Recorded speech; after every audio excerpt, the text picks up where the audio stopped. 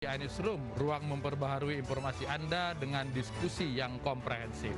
Saya Latif Sregar. Sebuah mobil yang melaju kencang menabrak dispenser pengisian BBM di Banyuanyar, Sampang, Jawa Timur. Dua orang yang tengah bertransaksi terluka akibat kecelakaan tersebut.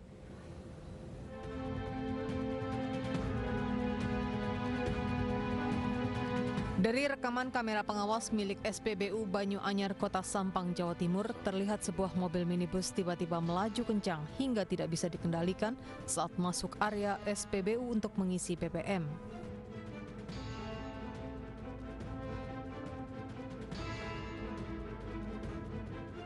Petugas SPBU yang tertabrak mengalami patah tulang dan seorang pembeli mengalami luka ringan.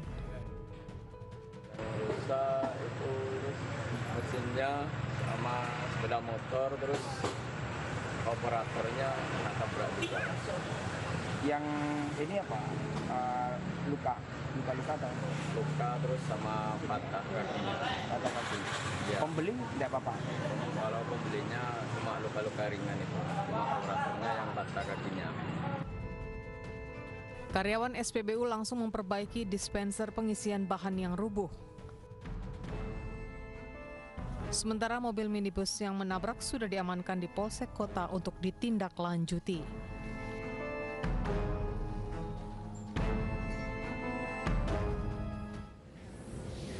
Gara-gara lupa mematikan kompor, kebakaran terjadi di Desa Alu Tarawang, Jeneponto, Sulawesi Selatan.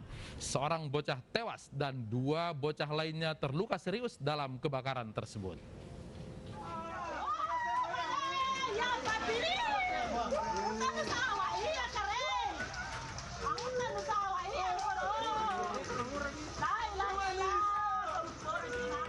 Sebuah rumah panggung di Desa Alu Tarawang, Jeneponto, Sulawesi Selatan terbakar Rabu malam.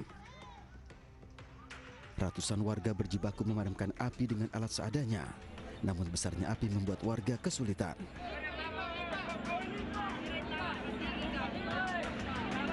Dalam kebakaran ini, seorang bocah berumur 8 tahun yang tengah tertidur tewas terbakar. Sementara dua bocah lainnya yang berumur 12 dan 4 tahun berhasil diselamatkan. Menurut warga, kebakaran terjadi karena pemilik rumah lupa mematikan kompor usai memasak. Api berhasil dipadamkan sekitar 45 menit setelah 4 mobil pemadam kebakaran diterjunkan. Diduga tewas dikeroyok security, keluarga korban menggeruduk dan mengamuk di Rumah Sakit Rajak Salemba, Jakarta. Korban dikeroyok security karena disangka maling. Diamankan, diberantas, nyawa balap nyawa. Ini ibu dengan ibu siapa, Bu? Wanita ini mengamuk sejadinya di areal parkir Rumah Sakit Rajak Salemba, Jakarta Pusat. Wanita yang datang bersama anggota keluarga dan kerabat lainnya meminta pihak rumah sakit bertanggung jawab atas kematian Amin Kurniawan. Amin diduga tewas karena dikeroyok oleh petugas keamanan rumah sakit. Dugaan penganiayaan terjadi lantaran korban dituduh akan mencuri sebuah telepon genggam di rumah sakit. Aksi mengamuk satu keluarga dilakukan usai memakamkan jenazah korban di TPU Kawi-Kawi, Johar Baru, Jakarta Pusat. Pihak keluarga berharap polisi dapat mengungkap kasus tersebut dan menghukum para pelaku penganiayaan dengan ganjaran setimpal.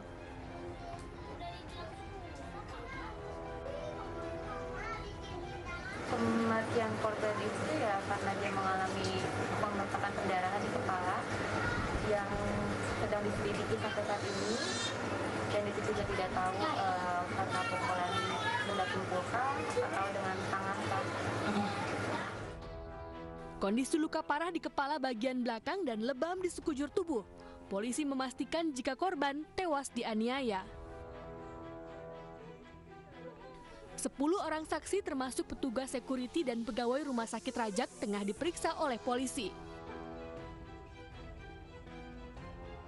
Kita tadi dari Polsek membantu pihak Polres karena istri korban melapor ke Polres.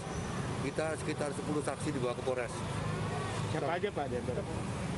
Antara lain ya pihak dari security rumah sakit, kemudian ada karyawan dan warga di sekitar rumah sakit tersebut. Ya, Pak. Polisi juga masih menunggu hasil visum dari tim forensik RSCM guna memastikan penyebab luka di tubuh korban. Sebelumnya pihak rumah sakit memberikan kabar yang berbeda. Korban mengalami luka parah akibat kecelakaan.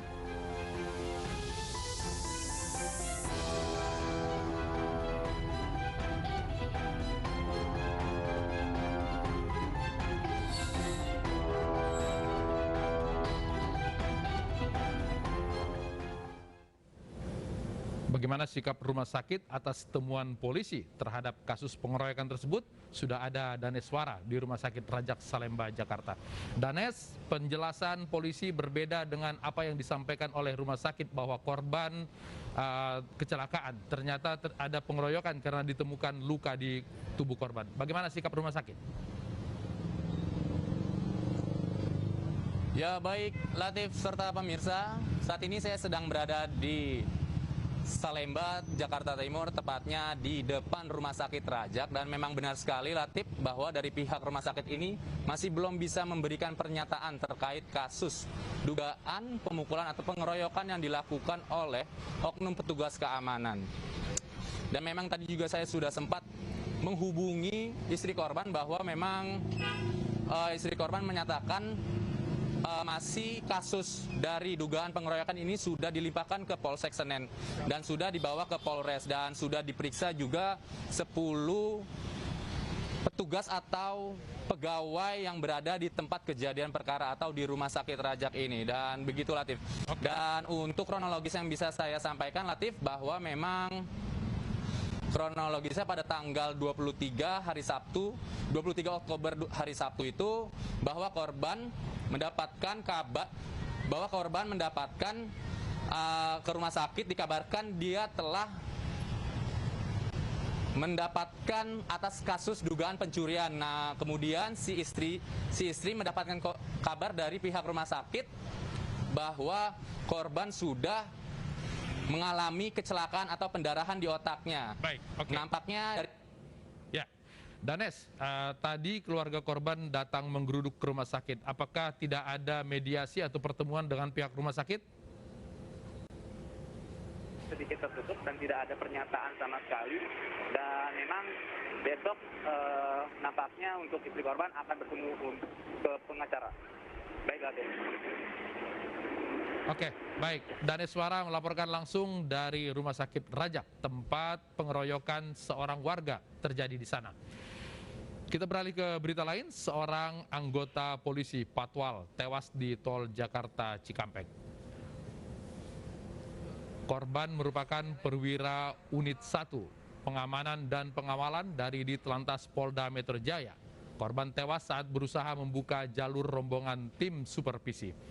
Motor korban tersenggol truk hingga terpepet ke pembatas jalan dan akhirnya motor terjatuh. Korban dibawa ke rumah sakit dan rencananya pemakaman akan dilakukan secara militer. Korban akan dimakamkan di daerah Kalisari, Jakarta Timur.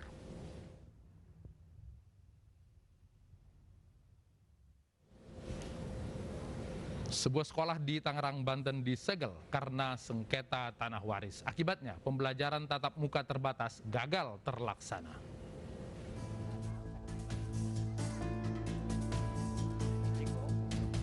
Aktivitas sekolah dasar negeri Kiara Payung terganggu sengketa lahan. Warga yang mengklaim menjadi ahli waris menyegel sekolah tersebut. Kasus ini bermula saat ahli waris menggugat pemerintah Kabupaten Tangerang yang telah membangun sekolah di atas lahan kurang lebih 3.000 meter tanpa persetujuan ahli waris. Pengadilan Negeri Tangerang akhirnya memenangkan permohonan ahli waris dan memutuskan tanah tersebut sah dimiliki oleh almarhum Miing bin Rasyun dalam surat putusan pertanggal 10 Juni 2020. Sebagai anak dari ahli waris Muhammad Sukinan, saya anaknya, ya selama ini memang kita juga merasa kecewa yang mendalam terhadap Bupati Kabupaten Tangerang yang tidak taat dan patuh terhadap putusan pengadilan. Akibat penyegelan sekolah, ratusan siswa yang akan mengikuti pembelajaran tatap muka terbatas kecewa. Orang tua juga khawatir jika anaknya tidak bisa kembali bersekolah.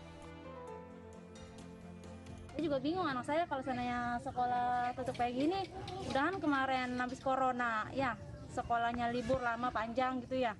Udah mau mulai normal, keadaannya kayak gini. Jadi bingung lah gitu saya sebagai warga lah. Ya selesaikanlah secara sepihak gitu atau secara gimana lagi ya biar sekolah ini biar normal lagi gitu. Pihak ahli waris akan terus menyegel sekolah tersebut hingga pihak pemerintah Kabupaten Tangerang membayar ganti rugi. Sementara itu, pemerintah Kabupaten Tangerang akan menyiapkan proses pembayaran sengketa lahan SD Negeri Kiara Payung.